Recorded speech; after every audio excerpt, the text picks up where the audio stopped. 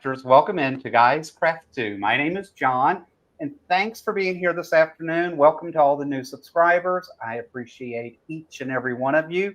We have an exciting show with us today. I have Mr. Ray Steeves from Three Dudes Quilting. Hey, Ray. Hi, how are you? So I am excited to have you as part of the live today. I think we've got some fun things to talk about, and I think you have some experience that you might be able to share with our subscribers today. Well, I'm always willing to share. It's a good thing. So let's look at chat. We've already got some folks that joined early. Mr. Carl is my friend down from Florida. He's actually working on a surprise for the channel that's going to hopefully be shipped out in the next few weeks.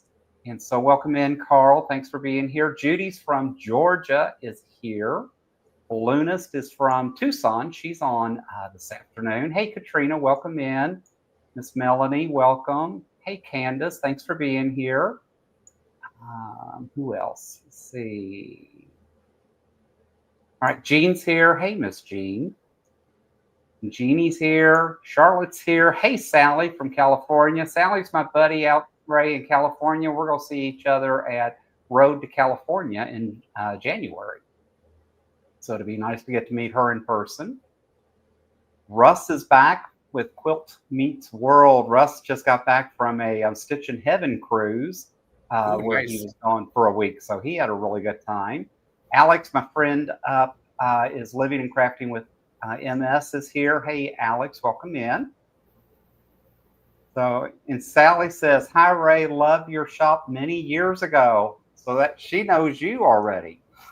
Yeah, we miss our shop. It is different, isn't it? It is. Oh, yeah. Carl says, I'm heading to Georgia on Tuesday, and then I'm headed to Coosa Mountain Lodge. Lord only knows what that is. Hey, Zaza. Zaza's here from overseas. We appreciate her always joining. Welcome in, Zazalita. Thanks for being here. So, Ray, talk to us a little bit about you. We just said, right, you owned a shop, but you got into, I guess, designing quilts. How did all of that get started for you? Well, that's kind of an interesting story. And those who know me, the girl that already said been to the store, with my partners, we've been together 30 years, and we've had many hobbies. And about 22, 23 years ago, we were raising and showing miniature poodles. And the poodles were all finished and championed, and the puppies were too young to go in the ring. So we really didn't have anything going on hobby-wise.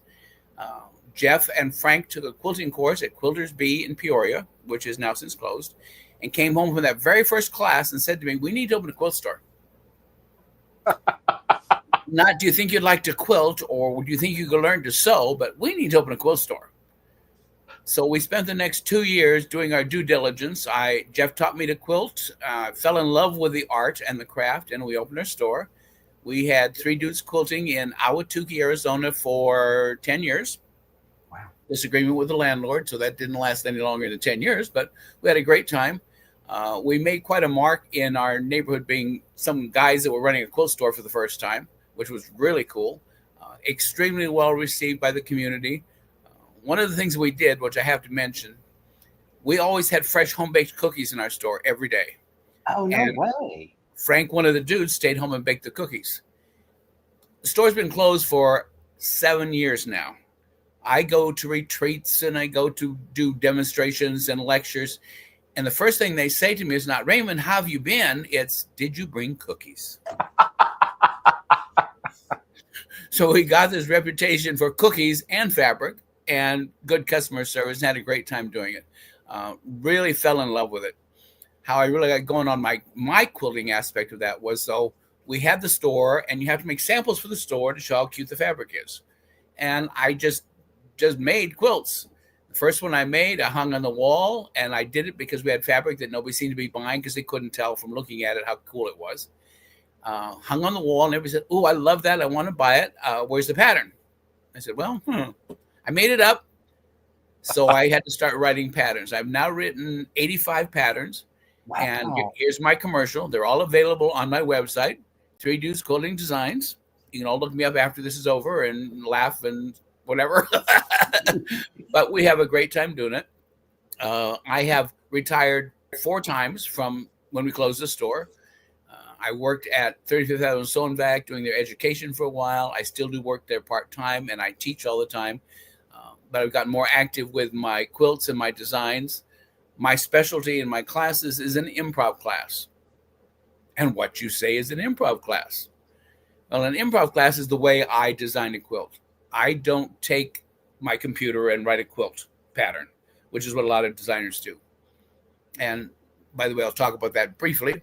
Yeah. When I first started quilting, I had picked a pattern that I really liked, and I thought, I'm going to make this.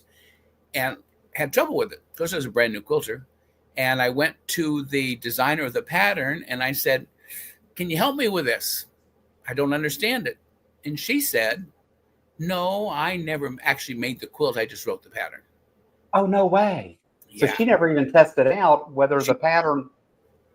Nothing. Never tested it, never had it tested, just wrote the pattern and published it. And it was a cool pattern, but it wasn't enough well written. So I decided if I'm going to do that, I am going to make the quilt first and then figure out how to write the pattern. So I did everything backwards. But my quilts are all tested and designed. And so we test them at improv classes.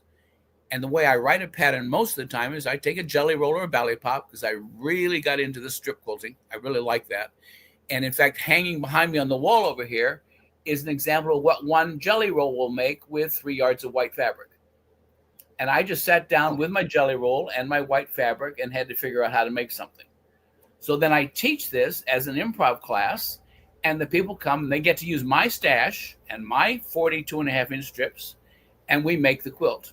And they follow along the pattern and it tests it. So all of my patterns have been thoroughly tested by probably at least 25 people plus myself, and it actually does work. So it's really fun to do that. That's been the biggest thing that I'd like to do. I also now have just discovered the AccuQuilt machine. And I know you have one, and you're going to laugh because it is a little funny to me. I really fell in love with it when I finally got to working on it. I thought, well, when they first came out, it wastes too much fabric. I'm not going to like it. It's too much work. It hinders what I'm doing. Well, it doesn't do any of those things. It is absolutely a dream because you get precision. Every piece is exactly cut the size that it needs to be, and the dog ears are already cut off. So when they go together really, really easily. And I really fell in love with that. So I teach that at 35th Avenue too. And so you had said maybe I wanted to show something off. Hang on. Yeah. You know, interesting enough, in the last couple of weeks, I became an affiliate for AccuQuilt because I end up promoting their products, right? Because I fell in love with them. Because what I realized is I never learned to really read a ruler correctly. And I realized that like when something says cut for 2.5 inches, and I end up cutting 2 3/4, or I cut 2 1/4. And it's like, okay, really, I do know at least. And AccuQuilt really kind of helped save me, right? Because it does the dog ears, and it does so much that I can focus more on quilting, sewing versus. Exactly. And I found too that I thought I was a good cutter. I thought I was doing really good. Okay. But when I found the accuracy of the AccuQuilt pieces with why is that crooked? By the way, folks, this is my first live presentation. We should have told them, right? If I hang it crooked or can't get it going the right way. You work in a mirror and everything. But that shows you, right? That tells my audience how much you appreciate me and respect me, that you were willing to come on and be the first time, do your first live with Guys Craft 2. And embarrass myself to death. Yes, you got it, John. Thank you very much. But this shows you how you would cut the pieces. And when they come together, they sort of, wait a minute, we'll get this right yet. I can see myself, by the way, but I can't see where the camera is. You're there it is. Yep, center. Perfect. By putting it together, all the points matched every time. Every single time. I never had to worry about it, and all my blocks went together. So I've really fallen in love with that. And we do that once a month too, which is really great. But AccuQuilt now is one of my newest things. Love it a lot. I'm also working, the other class that I teach is One Block Wonders. Everybody familiar with the One Block Wonder? Raise your hands. Okay. I don't see them, but there you go. I'm going to show you my favorite.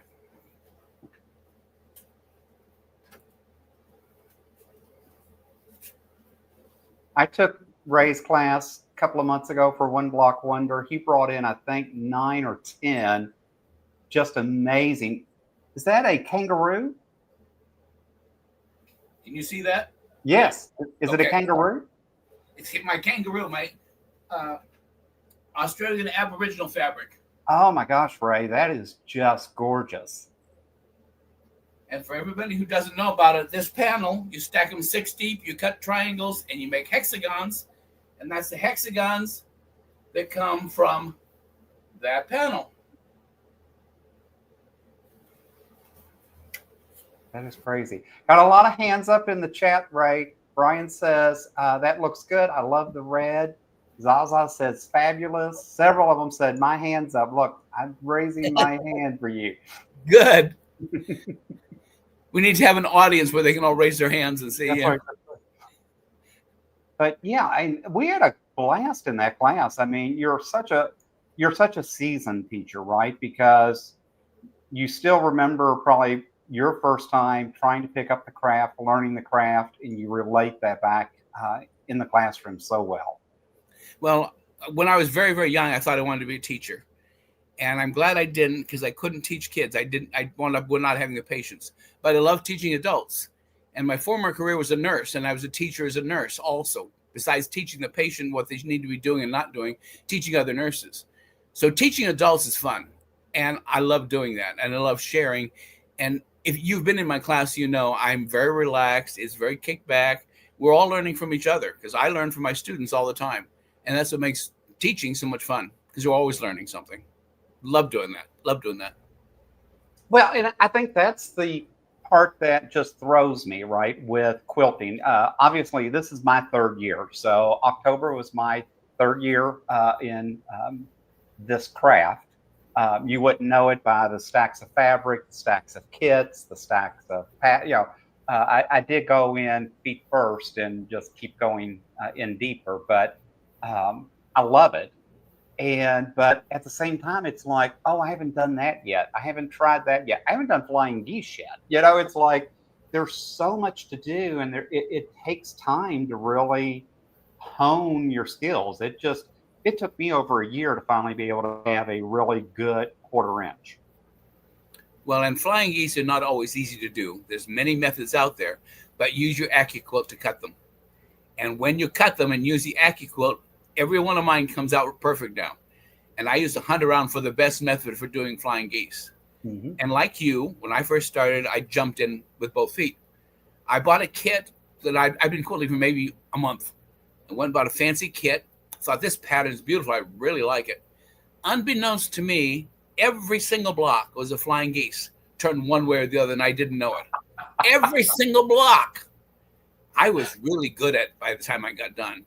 But you can see where some of the first blocks are, where the points don't match, okay? But you got to the end and the outside, ooh, they were pretty good by that time. So we learn. But, one of the things, too, that makes a difference is what we talked about earlier is the pattern and the pattern instructions. So I did a quilt a couple of months ago, and when it came to put the assembly together, in order to get the blocks to fit, you had to leave a 1/2 inch open on one of the strips, and you went through and you did it. You worked all the way around, but then when you put the final piece on, that's when you finish that, stitching. I knew I would never get it. I knew I would never understand it. I read the instructions 10 times. The first time I did it was perfect. And I went and finished out, the other 11 blocks or whatever. And I was like, you know what? It really does make a difference if your pattern writer wrote the instructions correctly. Because all I could do was trust, and that the picture said this, and this is what she said to do, and I did it, and it actually worked. Well, and that's why I always encourage people, if they're having a struggle with it, step back. You're obviously not stupid, and do what I do. One thing at a time. Okay, it says cut A and B. Okay, I'm not going to worry about where it goes, what it does, or what happens later. I can cut A and B. Then I go to the next step, cut C and D. Okay, done a couple of those. Now it says, so A to D. Ooh, that's pretty easy. And you don't worry about the whole end yet. Do one step at a time. And if it's been written right, you'll get there. You'll get there well. But I know that's what I did with purses and bags, because I don't like making purses and bags. That's not my specialty. I have so badly wanted to make totes and that, and I keep getting into it, and I keep convincing myself that one day a week, every Thursday, all I'm going to do is work on totes and that. And I have them stacked everywhere, but I've yet to be able to, working full time does still take its toll. It does take its toll. It does take its toll. I'm so busy. They're more detailed than I'm willing to do right now because I'm so busy designing patterns and writing. I'm also teaching 5 different block of the months at 35th Avenue Sew and Back. So that's taking a lot of my time too. Yep. Luckily, I didn't write all those patterns, but I'm still teaching the block of the months. Or So- maybe it's not so lucky. Maybe I should have. So Joydy's here. Welcome in, Miss Joydy. Zaza says John has all the toys, and Brian agrees with her. So I do have quite a few toys. When they see the new design studio and how we have flipped all this house around, I think folks will be really surprised how many things are sitting out there. They want to bring an 18-wheeler and come out, I think. So how many sewing machines do you own so far? I have now, I have 11 sewing machines. You can only sew on one at a time, John. I know. So I remember. I have 12, so I'm going to tell you. When I first started this, I remember laughing and going, why would any woman need more than one sewing machine? You can only sew on one at a time. Now I'm 11 sewing machines in. I have a sit-down long arm. I have a computerized long arm. And it's like, oh my gosh. And then the AccuQuilt. And we don't even want to talk about the dies and how many dies are lined up on a shelf. I was going to ask you, what's your basic size? Because I do 10-inch blocks, basically. That's my cube. I bounce between, well, I have 2 cubes. Well, I have several cubes. I have the 8 and 10, and I bounce between the 2. I think I like the 10 is my favorite, but I keep convincing myself I need to do the 8 and the 6 and like I need to learn better precision. So I need to do the smaller ones, but I like the bigger ones because they go together faster. Yeah, because if we're going to do a special quilt for our retreat that's coming up, we're going to do a special AccuQuilt quilt, and I have the 10. And if you have the 10 too, then that's going to be my basis for the design. Nope, that's perfect. Yeah, so Ray will be part of our men's retreat that's coming up in May. We've got the registration open and posted now. But that's one of the reasons I wanted to have Ray on. And Ray will be there. We're going to do the strip class, I guess, day 1. And we'll do the AccuQuilt on day 2. Cool. Should be great fun.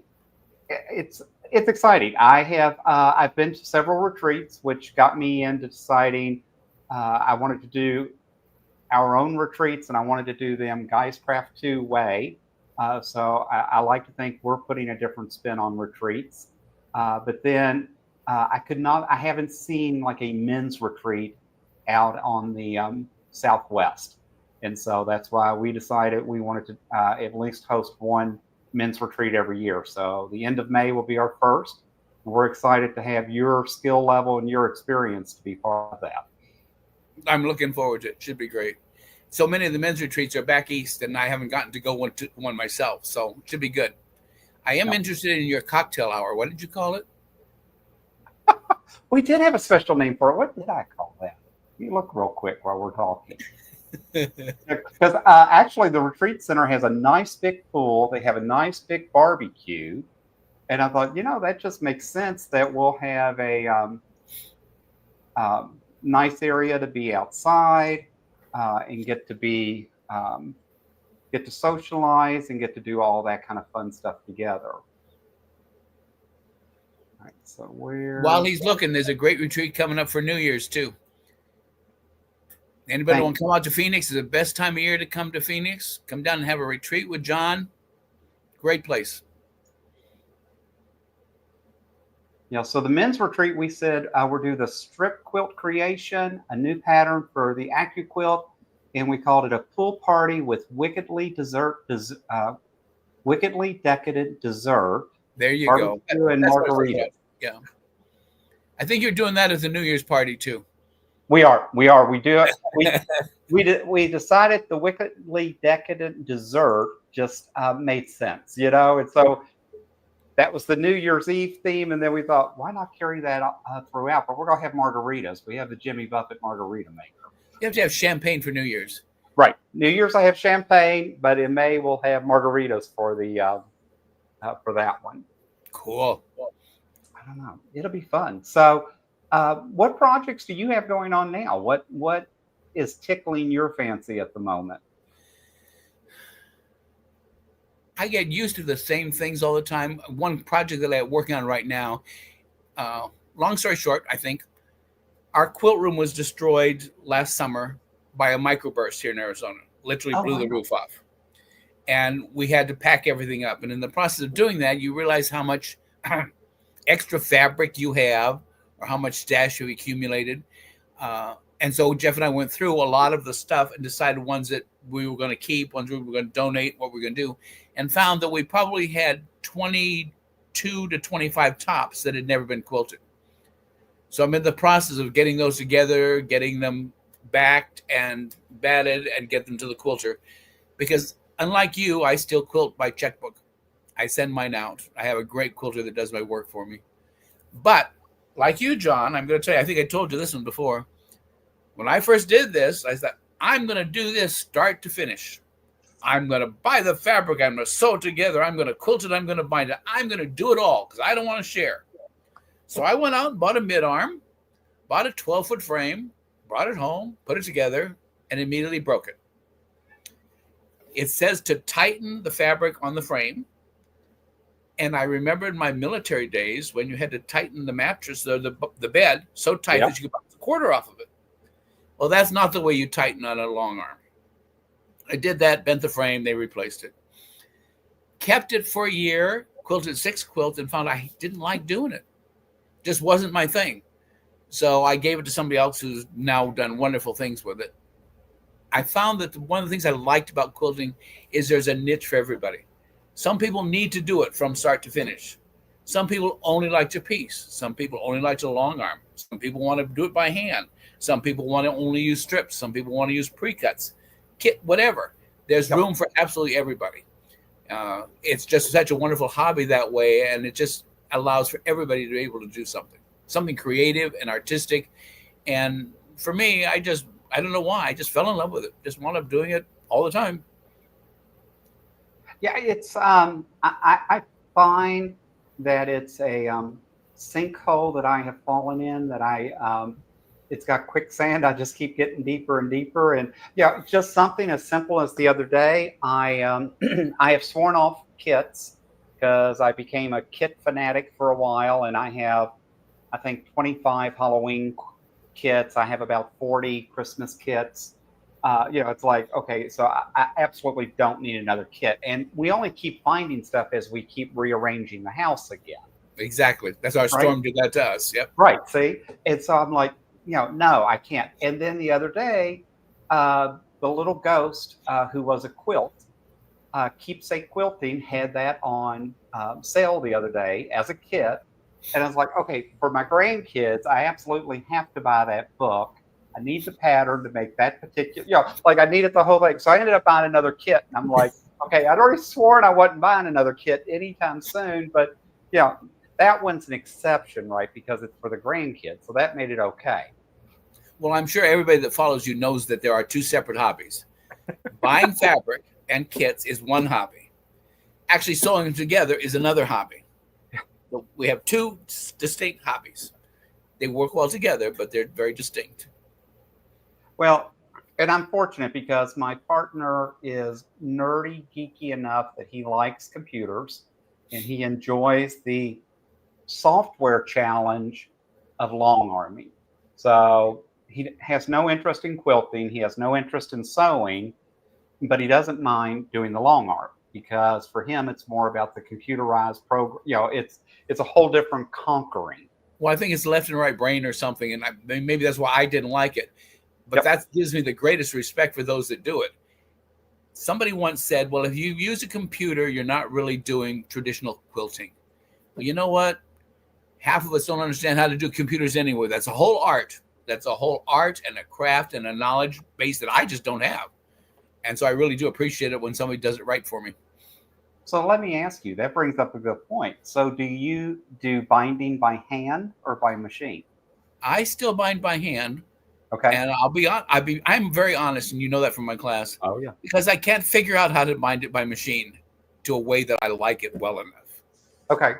I've tried a couple times to do it by machine, and I just didn't like the way it came out. I didn't learn to do it right. Now I may eventually learn to do it right, but right now I still sew it on the front, turn it, and hand bind it on the back. And my quilts all are rated by the number of movies it takes to bind it. This was a 4-night and 6-movie quilt top that I had to bind. But I do like the relaxing part. My eyes aren't as great as they used to be, but still, it's good.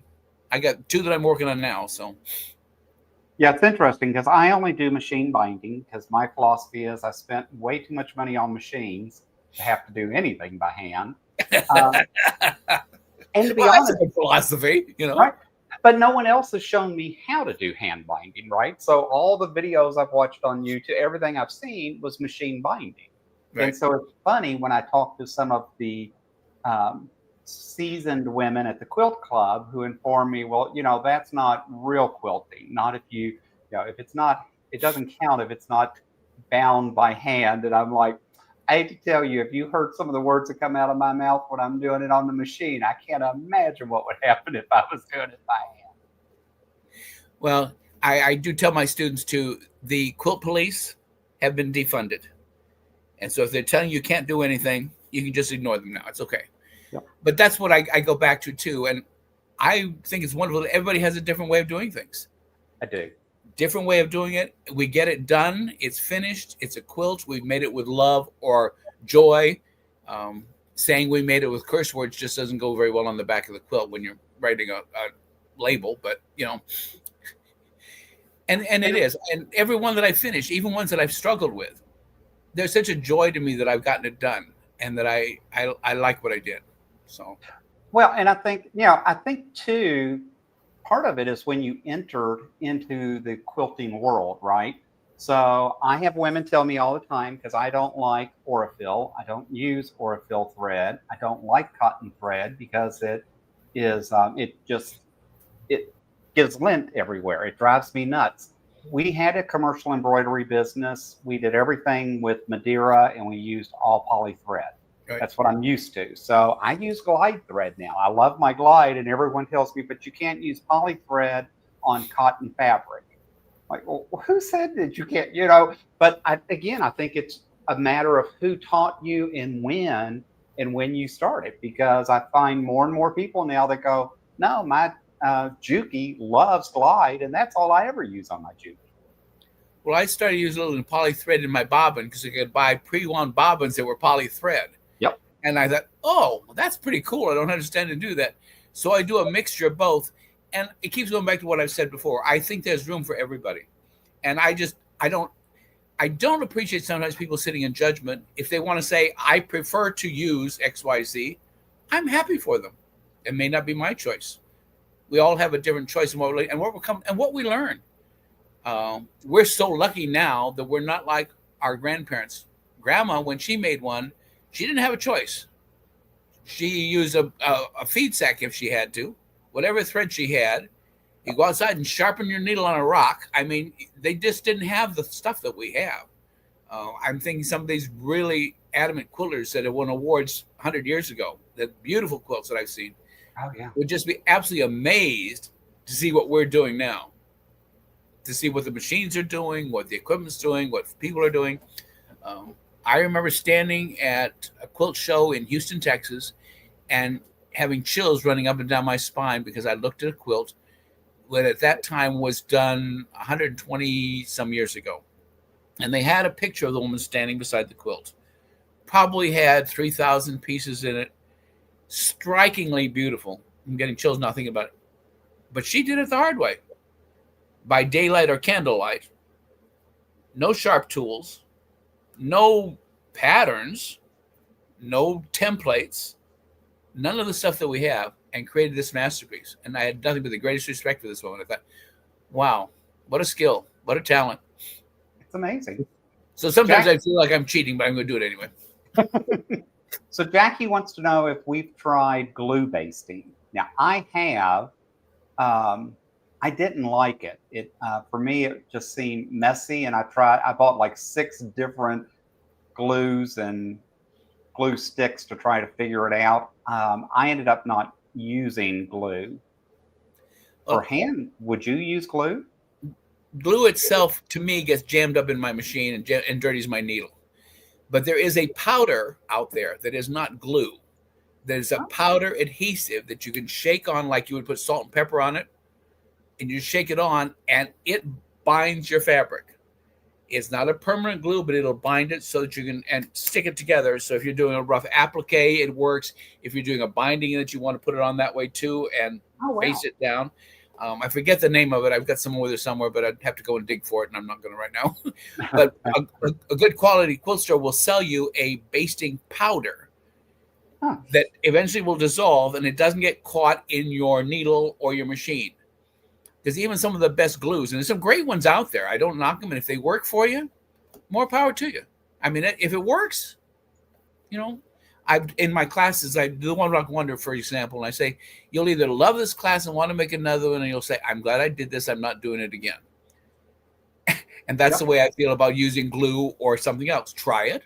If you like it, and it works for you, there you go. Yeah, that's what Sally says.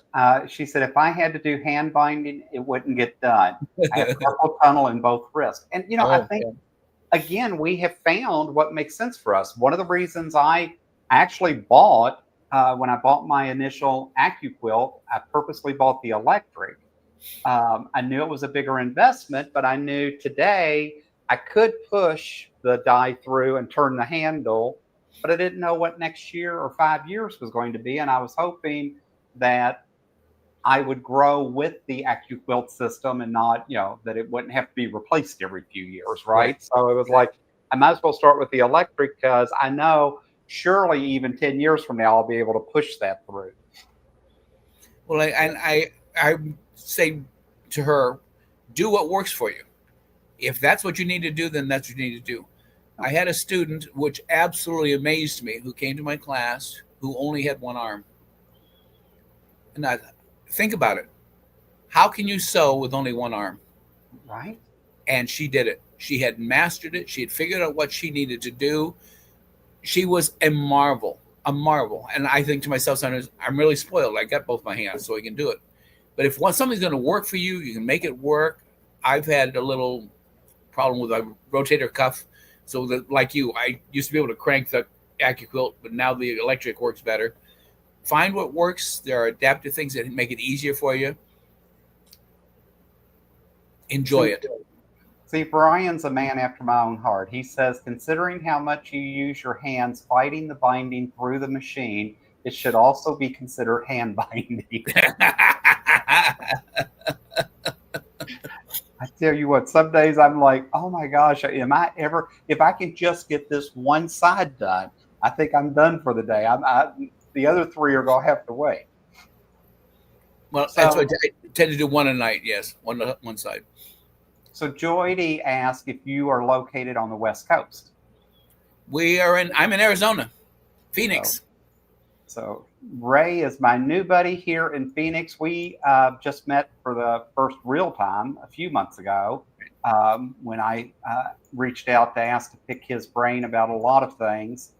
He was very gracious, and as such, we're developing a good friendship and a good partnership, and he is going to be part of the men's retreat for us, Joy, and that's why it worked out really well with him being based here in Phoenix. Also, what you were talking about earlier, it's interesting because I'm sure 30 years ago when you started into quilting, men, you had to be one of very few men in the quilting world. And, it's still at times it's interesting when I go into some quilt stores, the ladies always ask me if I'm there to, they'll show me where the chair is while my wife is shopping. And I'm like, well, don't have one of those. I didn't bring a checkbook. But I was a little nervous when we opened the store that might happen. But I had been a nurse before that. And doing my due diligence on figuring out who was doing what, I know that 4% at the time of nurses were men. Wow. 4%, not a big number, but 4% of the nurses were men, and I was one of that 4%. Well, then I started doing my due diligence on the quilt world, and at that time, 4% of the quilters were men. So I thought, well, it's not going to be any different for me. I'm going to fit right in. I'm the 4%, the small number. It's now up to 6% that are men, which is a little bit better. Yep. We have always been received well, and only one time, and I'll do my little shout out for if any of you are quilt store owners or you're involved in the business at all, in any business, you don't know who comes in the door, whether they're a shopper or not, and they should all be treated equally. There was one store in town that we visited before we opened our store where we spent 45 minutes in there and watched the clerks wait on everybody else that came in the door after us and ignore us. Didn't even say, hi, welcome. Is there anything we can do for you? Didn't even say, are you waiting for your wife? That would have been something. Just did not speak to us at all. We never went back to that store again. No. And it's just, I think things are different. I'm hoping they are. I love the fact that that was the only encounter we've had in 20 plus years that was a real negative. But it does happen. It does. And I think it's interesting to know the biases that still exist at times in that. It's interesting because, you gave a plug for 35th. Everyone on my channel will know 35th is my go-to store. I absolutely love 35th. I love Jackie. I love the staff down there. I don't get down to the northern store as often. That's really on purpose because every time I go down, there are several $100s that get left there. So it's just easier if I They get some new kits out that you don't need. I mean, just every time I go down, the last time I was down was Christmas in July. I do tend to usually do Bill's Black Bag. Alexa takes really good care of me out here in the El Mirage store. But I was made to feel welcome the day I walked in that store, and I've never felt anything but part of that community, part of that group. And I understand your guild has been very nice to you too. And Phoenix has some really wonderful quilting guilds. They are very open and very helpful. And it's just a great way as a community. Because the thing I thought might not happen is we wouldn't be included in the quilting bee. In other words, we could own a store and we could be quilters, but sitting around and just sewing together or doing a retreat together or just quilting, you're the guy. You may not be welcome. Well, found out that wasn't true at all, especially when I brought cookies. See, that's why we're doing wickedly decadent dessert. Exactly. Sugar makes everything right, Ray. A little sparkling water with a little touch of, it's good. So Sally says she always tells new quilters, you do you. Exactly.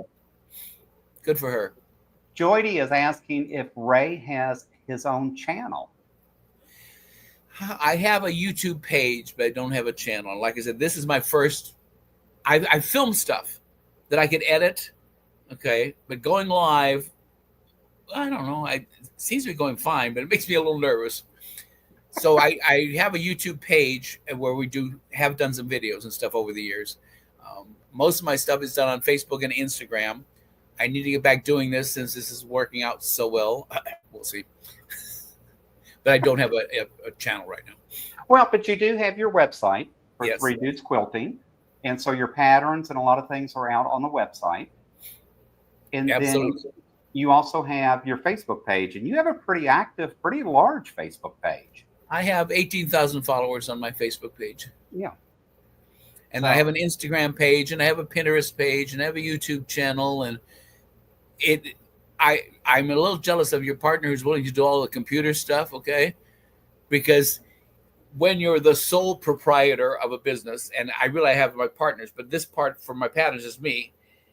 You want to do a video, okay, you got to set up the camera. You got to make sure the computer works. You've got to set the stage. You've got to do your own hair and makeup. Yeah. You have to do it all. And then you have to get in the front of the camera and be creative. I've always thought, I understand sometimes how you can be a prima donna.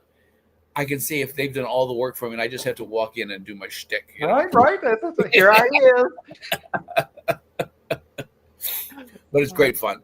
And I'm going to be 80 years old next month, and I'm loving every minute of my life. It only seems to be getting better. I'm dressing a little wilder, which is good. So stand out in the crowd, We like that. We like that you like to be noticed, right? It's too many times that we've been sitting in the corner. Yeah. And my partner Jeff doesn't like to be noticed at all. He's the kind that wants to go sit in the corner. And that's why it works. That's why you and Brian work, because you have an expertise that he doesn't really want, and he has an expertise that you are benefiting from. Yep. So everybody benefits. Yeah, it's crazy enough. So my partner and I, we went to QuiltCon this year. And so we go down, and of course I have a Guys Craft 2 shirt, and we do tend to wear matching shirts when we go out together a lot. So, but he's definitely much more introverted. He definitely is a lot more reserved. Again, he thinks with that other side of the brain, right? Yeah. We had more people walk up and go, "Wow, I love your shirt. Can we just take pictures? Can we have a picture with you guys? Can we take our picture together?" So finally, about 2 hours into it, I'm like, "Dude, I'm really sorry. Like, I didn't anticipate this." And I said, "Are you okay? Because we still had a couple of hours to go." And he goes, "Sure. It's fine. As long as they don't ask me questions, we're all good." Good for him. Good for him. He's a good sport at times for me. So Katie's here for the Greenland Quilter. So she's all the way over in Greenland. She has a busy, busy channel. She was on earlier today. Judy says she was a retired nurse. I did find that when I got into nursing and started teaching, it seemed like the nurses were the largest single occupation that were quilters. And I don't know whether that comes from our caring nature of being a nurse and taking care of people and needing a little something now for ourselves. I'm not a psychoanalyst, so I don't know why it was that way, but there's an awful lot. The second biggest was teachers. So teachers and nurses tend to be the biggest amount of quilters. I think my mom was a sewer. My aunt was a quilter, actually. I think a lot of it has to do with teachers. They have the summer, they have, more breaks, it seems like. Granted, they earn their time off, but it does seem like I run into a lot of teachers. Katrina says, "You're always welcome when you bring cookies, Ray." Peanut butter was the #1 favorite, by the way. Was it really? That's my favorite. Second was snickerdoodles. Oh my goodness. And we always had peanut butter and snickerdoodles. And then the third one was always a surprise. We had three dudes, so we had to have 3 cookies every day. Oh yeah, because that made sense, right? Yep. There was always iced tea, hot coffee, and 3 kinds of cookies. And we were the only store in town that the mid would bring their wives to without complaining. They'd say, "Oh, I'll take it to the dudes. They get cookies." So it makes me laugh. Brian says, "So far, I've only had one experience at a quilt store with a lady saying it was weird that I was there shopping." Oh. And I have to think, we have Bob's Variety Store here, which has a really nice quilting selection. And of course, we get a discount because we live in the community and I belong to the quilt club. And I remember one time I went up to pay and the cashier goes, "Well, you don't look like a quilter." And I said, "Well, funny, I thought the same thing. You don't look like a cashier." Oh, I love it. Good for you. Yeah, we decided we would drop it at that point. I thought, it's funny how quickly things come out. Yeah. Who else? Carl says, "Ray, I was featured on the Facebook page. I did one of your patterns and you showed off my quilt. Thank you." Cool. I love to show work from my patterns. Just love to. And it's really been nice. I've noticed you've been, it seems like folks have really been sending in quite a few lately. Yep. And it's always nice to post them because when you look at a pattern too, you only look at one colorway. And it's nice for them to see different colors and different varieties. One of the things that was one of the best things that happened for my pattern business is when I first started doing it, Missouri Star Quilt Company discovered one of my patterns called the Amazing Jelly Roll Quilt. And I forget his name, the head of Missouri Star at the time, which was a long time ago now, they were just getting going too, called me up and said, "We love your pattern. We'd like to do a tutorial based on your pattern and give you full credit for it. Could we do that?" Okay, it's like the third pattern I've ever written, and they're going to give me full credit for a pattern on a national stage. It's like, did I have to think about that? No, that was okay. So they did, and a little bit later that we had Jenny Doan come to our store in Ahwatukee No and had way. her for two trunk shows in one day. We had 450 people at the morning show and almost 500 at the afternoon show. So I've met Jenny and Missouri Star, and they were a big promoter of my business and giving me some national exposure. And as that time, about 2 years later, when that started to slow down, Rob Appel of uh, what was he was men's sewing at one time.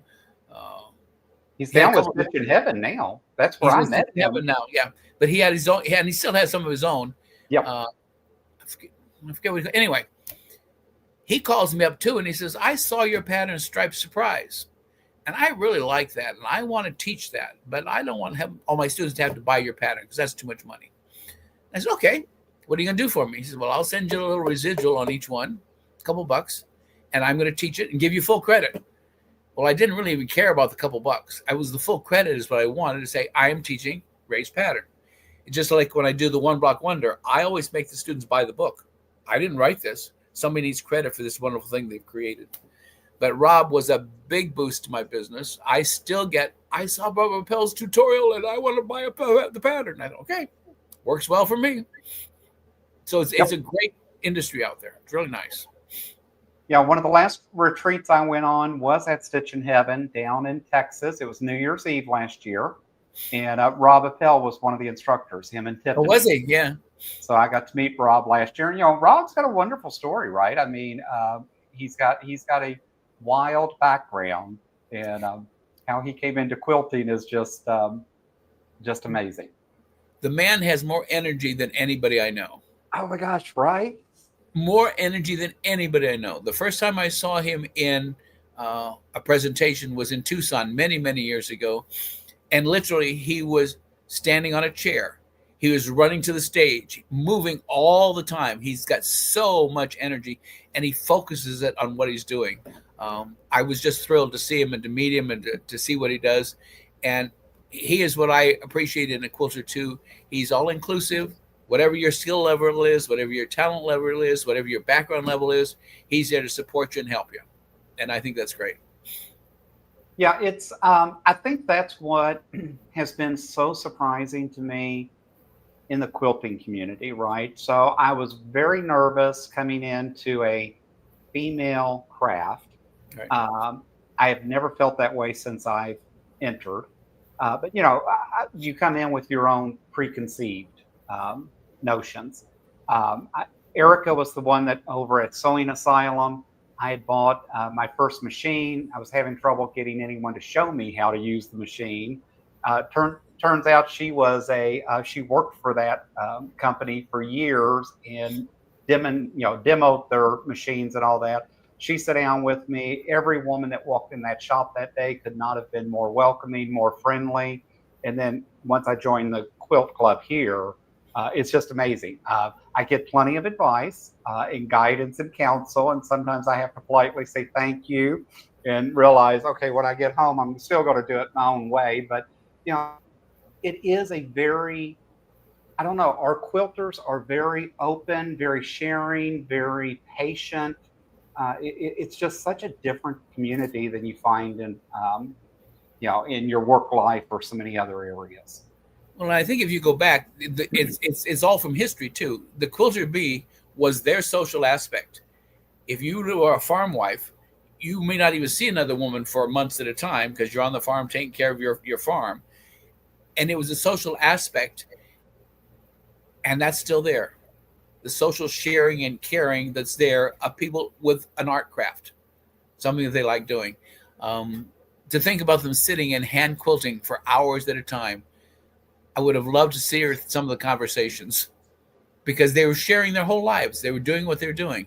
And I see some of that at some of the retreats I've gone to. Maybe not quite as much sharing as the old farm ladies did, but it's still the same thing. It's just it is.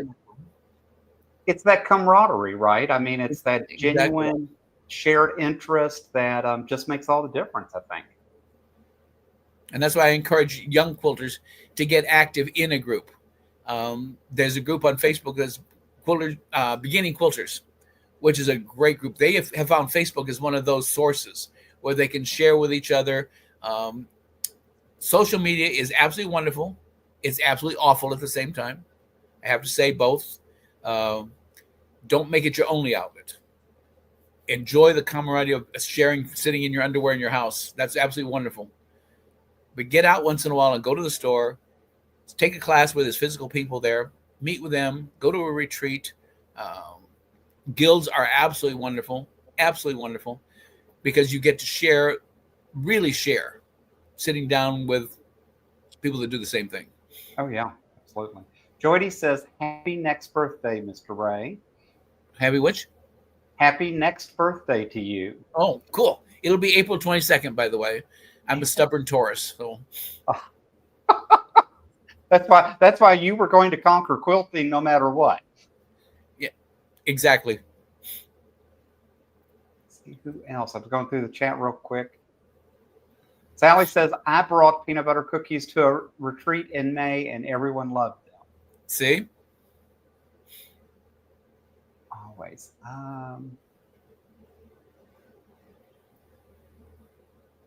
Zaza says, "I remember that Missouri Star Quilt and Ray and Jenny doing that video together." See? It is funny. And you know what? I tell you what, I did not have to get on YouTube very long to realize who Missouri Star Quilt was and who Jenny was. Because I mean, they consume a lot of space on YouTube, especially initially for me. But you know, Jenny's just the way she's got that motherly instruction or something about her, and there's still things. If I struggle with binding or something, I can go back and watch one of her videos, and she's so relatable. Well, and the joy, too, is I've met her, talked to her several times. She is exactly what you see. There is no pretense. She's not performing when she's on there. It's just like you're sitting with her in her sewing room and she's visiting with you. And that's how she teaches and how she instructs people. And she has got one of the biggest hearts and great woman. And if anybody doesn't know, dig down, read the story of Missouri Star, how it got started. She wasn't a sewer. She wasn't a quilter. They bought her a long arm to give her something to do in her old age. And look what's happened. Last I heard, they had 350 employees in Missouri. I know they built the town that they're Yep. in, basically, that they really saved that town and turned that town around. Just crazy. Somebody earlier, I think it was Katrina, said that she's read on your page all about Mr. Ray and how he got started. You know, I have it posted on my website too. The whole wild story kind of thing. Yeah. People do like hearing about our stories and how we got there.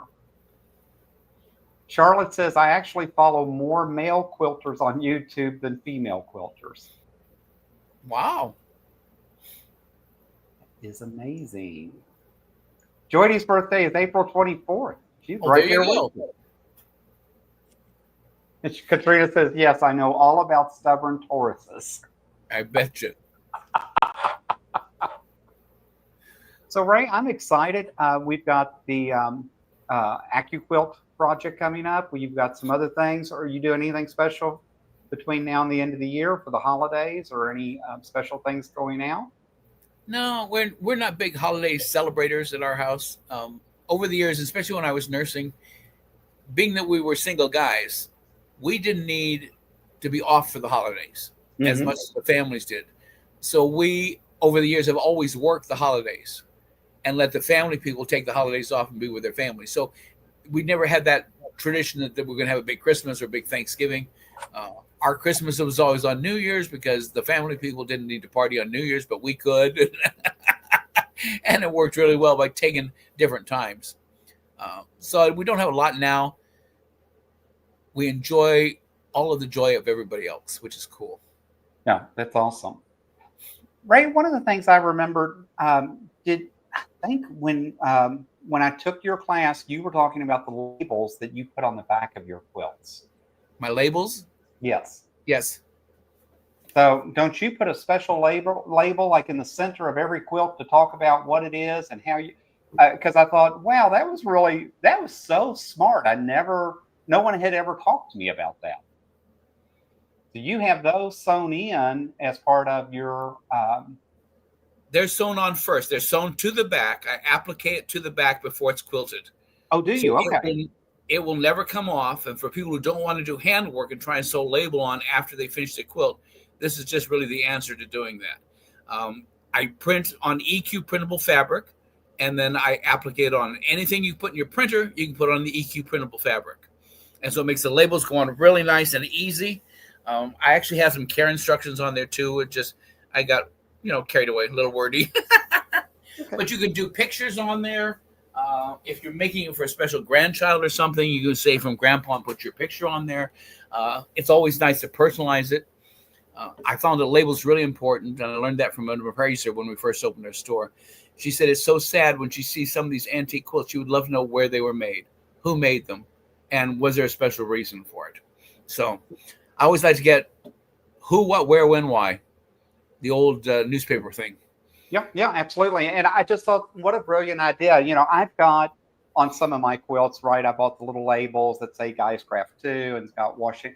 And, I know different shows that you go in, they want you to put a corner label on and, the pattern and who did the long arm, and different things. But I thought, how cool for me, right? When I'm making them for my kids now or for my grandchildren, that I can write, a special message on there, like you said, kind of applique it, and then it gets quilted, with Right. the long arming. That's going to last for generations. I know one lady who always puts a picture of her cat or her dog on hers. So instead of having a printed label, it's got somebody else's cat or dog or pet on there, she has her actual cat or dog on her little label. And I thought it was really cool because if you can print it on your computer, you can print it on the fabric and you can put it on the back of the quilt, which makes it really lovely. Yeah, no, I think it made perfect sense. I made a note because I remember that's one of the things that stood out in the class. And it was like, it's funny the different techniques or ideas that you pick up from someone. And I thought, wow, I know I had never thought about that. And then I thought, how cool would that be that I know for generations, right? My grandchildren, my great grandkids, whoever are going to have that and know exactly. And I wish I could take credit for the original idea, but I learned it from a student in the class. Yep. We're talking about it, and I asked them whether they labeled their quilts or not, and she says, "Yeah, I put mine on before it's quilted, so I don't have to do the handwork." There's another answer for the carpal tunnel girl. If you've got this, you don't have to put it on by hand afterwards, and you're creating history with it, which is wonderful.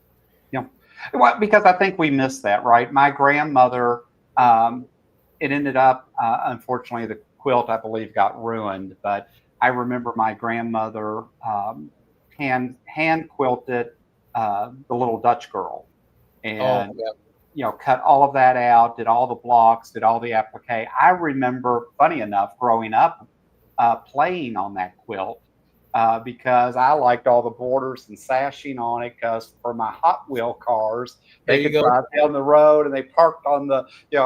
I just remember that, and it's so sad that number one that it got ruined, but number two, there was no real history attached to that quilt because great memory I could have had to pass down for a few generations. Well, if anybody watches the Antique Roadshow, they want provenance. So they want to know who made it, when it was made, So why not? It's easy enough to do. It is. It's crazy. Well, Mr. Ray, I have thoroughly enjoyed having you on today. I appreciate you being here. Give a plug again for 3dudesquilting.com. 3dudesquiltingdesigns.com. Okay. You put in 3 Dudes in Google, it will come up. Yes, and you just put out a couple of new patterns, didn't you? I think there's 3 in the last 2 months. That's what I thought. I've got you talk about it now and Christmas. I've got 4 that I need to finish and get published. So it's great fun. Having a good time. Watch for me. Check me on Facebook. Come out and take a quilt retreat. Phoenix is a great place to visit. Right. Lots going on here. We will definitely have fun. That's for sure. Check with John. Maybe New Year's Eve. It's coming up quick. Well, Ray, I appreciate you being here. Guys, as always, thanks for joining us. Please hit that subscribe button, the thumbs up, all that stuff that the YouTube algorithm likes for us to do. And as always, until next time, happy crafting. Bye. Can I shut this off now? We're all good.